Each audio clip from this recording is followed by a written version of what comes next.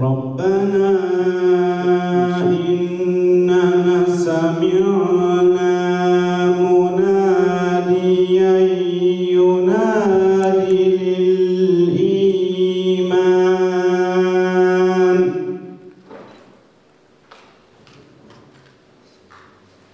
مناديا ينادي للإيمان أن آمنوا بربكم فآمنا. Kur'an-ı Kerim tilavetleri için Ahmet Bak hocamıza teşekkür ediyoruz. Aleyhisselatü Vesselam, özü sözü doğru olan tüccara cennet kapıları kapanmaz buyuruyor. Gerçekten bu hadis bile yapılan işin ne kadar kıymetli olduğunu, toplumsal yönünü çok iyi ifade ediyor. Şimdi açılış konuşmalarını yapmak üzere Genel Başkanımız Fikri Karavil Beyefendi'yi sahneye davet ediyorum. Buyurun başkanım. Bu minvalde üyelerimizi üretim ile ilgili yatırım yapmalarını teşvik ettik. Üyelerimizin üretmiş olduğu ürünlerin satışlarını kolaylaştırmak için son zamanlarda özellikle Arap ve Müslüman iş adamlarına karşı yapılan saldırıları yakından takip ediyor ve bu çirkin saldırıları şiddetle kınıyor. Hükümete bu konuda acil bir şekilde bir çözüm üretmesini bekliyoruz. Türkiye, coğrafi konumu, tarihi, kültürel zenginlikleri ancak stratejik konumu ekonomik dalgalanmalara da sebep olabilmektedir. Haksiyat üyeleri olarak bu alanlarda öncü projeler geliştirme ve destekleme amacındayız. Bu doğrultuda yıl boyunca üye ve gönüllerimize yönelik onlarca faaliyet yürüttük. Üye ve gönüllerimizin bu fırsatlardan yeteri kadar istifade etmesi için büyük gayretler içerisindeyiz. Bize adaleti, dürüstlüğü, dayanışma ve toplumun yararına gözetmeyi öğretir. Kalmaz, aynı zamanda iş yapma şeklimizi, etik anlayışımızı ve sosyal sorumluluk bilincimize de yön verir. Bütün üye ve gönüllerimizin bu prensiplere olan bağlılığına inancımız tamdır. Bu yolda iş dünyasında etik ve adil bir şekilde hareket ederek toplumun genel yararını gözeterek ilerlemeye kararlıyız. Birlikte çalışmayı diliyorum. Hepinizi şanı yüce olan Allah'a emanet ediyorum. Euzubillahimineşşeytanirracim. Bismillahirrahmanirrahim. Velhamdülillah ve salatu ve selamu ala Resulillah.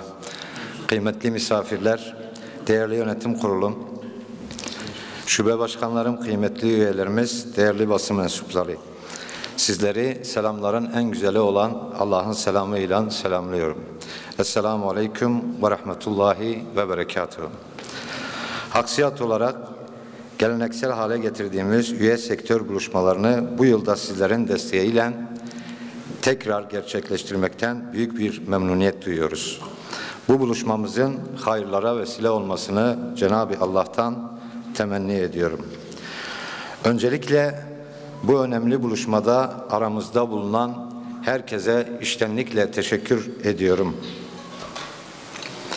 Haksiyat İş Adamları Derneği olarak her yılın ilk çeyreğinde gerçekleştirdiğimiz İş Adamları Buluşması etkinliğinde bu sene de sizlerle paylaşmanın heyecanını yaşıyoruz. Üye buluşma programımız ülkemizi her yönüyle derinden sarsan 6 Şubat depremleri nedeniyle ileri tarihe almak zorunda kaldık. Bizler de bu süreçte üye ve başkanlarımızla beraber doğusuyla, batısıyla, kuzeyiyle, güneyiyle seferber olan kardeşinas halkımıza omuz vererek ülkemizde elimizden geleni yapmaya çalıştık. Bu vesileyle Türkiye başta olmak üzere geçtiğimiz günlerde Libya'da yaşanan sel felaketi ve Fas'ta meydana gelen deprem nedeniyle hayatını kaybeden bütün kardeşlerimize bir kez daha Allah'tan rahmet, yaralılara acil şifa, geride kalanlara sabrı cemiller temenni ediyorum. Yine Fas ve Libya'daki afetlerden etkilenen kardeşlerimize imkanlarımız çerçevesinde her türlü çabamızı ortaya koyduğumuzu belirtmek isterim. Türkiye, coğrafi, tarihi ve kültürel zenginlikleriyle dünyanın stratejik ülkelerinden biridir. Bu zenginlikler ekonomik potansiyelimizin de bir göstergesidir. Fakat ekonomik istikrar sadece doğal kaynaklar ve coğrafi konumla sağlanamaz. İnovasyon, bilgi birikimi, eğitim ve etik değerler ekonomik kalkınmanın anahtarlarından biridir. Değerli katılımcılar, malumunuz global ekonomi son birkaç yılda birçok krizle karşı karşıya kaldı. Özellikle Covid-19 pandemisi tüm dünyada ekonomik dengeleri bozdu. Ardından Rusya-Ukrayna savaşı enerji, tedarik ve zincirlerini olumsuz etkileyerek küresel ekonominin kırılganlığını bir kez daha gözler önüne serdi. Bu zorluklar memleketimizin ekonomisini, dışa bağımlılığını azaltma ve yerli üretimi artırma gerekliliğini bir kez daha ortaya koydu. Haksiyet olarak bu tür zorlukların üstesinden gelmek ve Türkiye ekonomisinin sürdürülebilirliğini sağlamak için çalışmalar yapıyoruz.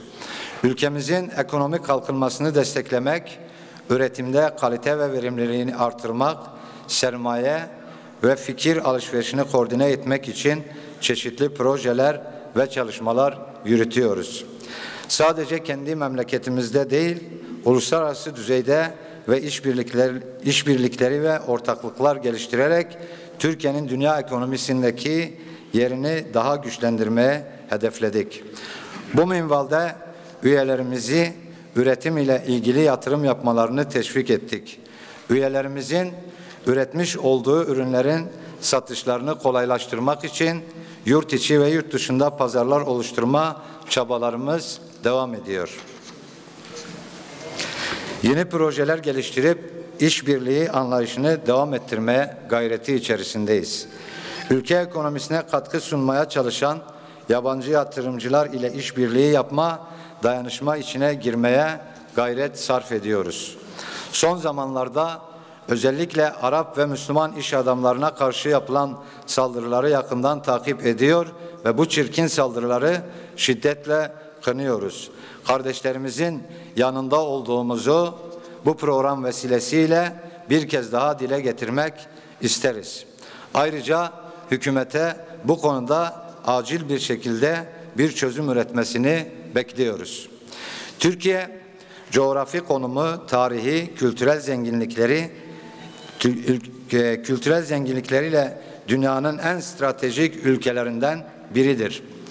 Ancak stratejik konumu ekonomik dalgalanmalara da sebep olabilmektedir.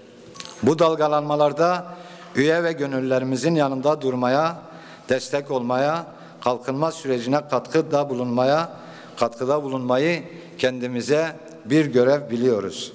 Haksiyet olarak kurulduğumuz günden itibaren en büyük amacımız budur. Hamdolsun bu hedefe ve amacımıza her yıl bir önceki yıldan bir adım daha önde ilerliyoruz. Türkiye'nin ekonomik potansiyelinin farkındayız. Bu potansiyelin açığa çıkması için inovasyon, eğitim, sürdürülebilirlik konularında önemli adımlar atılması gerektiğine inanıyoruz. Haksiyet üyeleri olarak bu alanlarda öncü projeler geliştirme ve destekleme amacındayız. Bu doğrultuda yıl boyunca üye ve gönüllülerimize yönelik onlarca faaliyet yürüttük. Ülkemizin tarımdan sanayiye, teknolojisinden turizmine kadar birçok alanda büyük fırsatlar bulunmaktadır. Bu fırsatları değerlendirerek Türkiye ekonomisinin kalkınması için katkıda bulunmaya gayret içerisindeyiz. Üye ve gönüllülerimizin bu fırsatlardan yeteri kadar istifade etmesi için büyük gayretler içerisindeyiz. Bizler inancımız gereği ticareti sadece dünyalık bir kazanç aracı olarak görmüyor, saadet-i daireni hedefleyen bir araç olarak görüyoruz. Değerlerimiz bize adaleti, dürüstlüğü, dayanışma ve toplumun yararını gözetmeyi öğretir. Bu prensipler iş dünyasında bizi diğerlerinden ayıran en önemli özelliklerimizdendir. Karşılaştığımız her zorlukta bu değerleri hatırlayarak adil ve etik bir şekilde hareket etmeye özen gösteririz.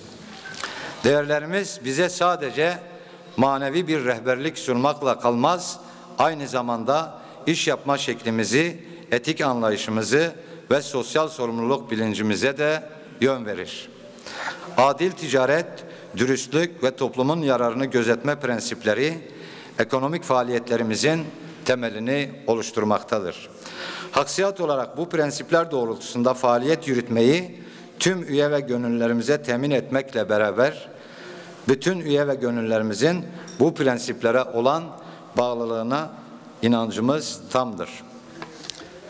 Ülkemizin ekonomik geleceği sadece bir finansal gösterge olarak görmüyor, ekonomik başarıyı toplumsal refahın ve bireysel mutluluğun garantisi olması gerektiğine inanıyoruz. Bu yolda iş dünyasında etik ve adil bir şekilde hareket ederek toplumun genel yararını gözeterek ilerlemeye kararlıyız. Son olarak il başkanları ve temsilcilerimizden kendi illerindeki üyelerimizin ortak iş yapabilmeleri için proje üretmelerini ve üyelerimiz arasında iyi bir bağ oluşturmalarını bekliyorum. Kurulacak bağların tüm üyelerimiz için ciddi katkılar sağlayacağına inanıyoruz. Hepinize tekrar teşekkür eder. Türkiye ekonomisinin daha parlak bir geleceğe sahip olması için birlikte çalışmayı diliyorum. Hepinizi şanı yüce olan Allah'a emanet ediyorum. Esselamu Aleyküm ve Rahmetullahi ve Berekatuhu.